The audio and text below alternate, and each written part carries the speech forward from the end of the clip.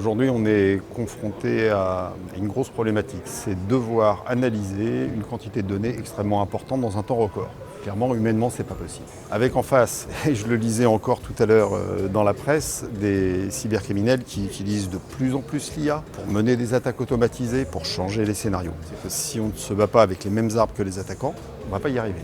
L'utilisation de l'IA pour la cybersécurité, ça me semble essentiel. Côté Matmut, on a commencé à investir là-dedans, notamment sur les scénarios de détection et d'analyse des données, avec des objectifs clairs, c'est réduire la charge des opérateurs du cybersoc, leur permettre d'analyser beaucoup plus rapidement les attaques et surtout les alertes, et surtout être capable aussi de faire du rétro-engineering de façon simple sur les charges potentiellement nuisibles que l'on pourrait détecter. Sur l'IA, on y est depuis longtemps, puisqu'en fait on a une équipe quand même de 3000 chercheurs chez Orange Innovation qui travaillent sur le sujet. Donc on a déjà depuis l'année dernière lancé tout un programme d'IA applicatif, ce que j'appelle, pas d'IA génératif. C'est-à-dire qu'on a développé plusieurs use cases très pratico-pratiques pour essayer de dégager de la valeur sur comment l'IA s'intègre à nos métiers et comment on arrive à améliorer notre productivité et optimiser nos coûts, aller plus vite et mieux. Et puis là, on vient de signer donc cet accord avec Mistral qui va nous permettre, d'aller encore plus loin, de maintenant définir des offres et de lancer des offres pour Orange Business, aussi d'améliorer et optimiser nos réseaux. Nous personnellement, chez Nanocorp et donc notamment avec la solution NetGuard,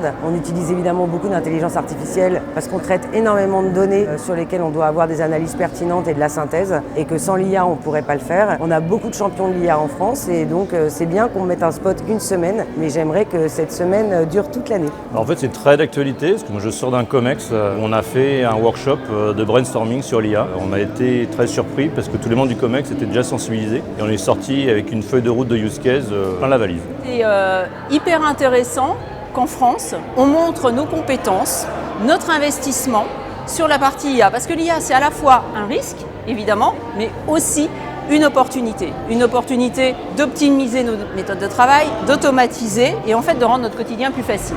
Mais il faut encadrer nos risques et je pense que cette question-là, en fait, elle est hyper importante et c'est un débat passionnant.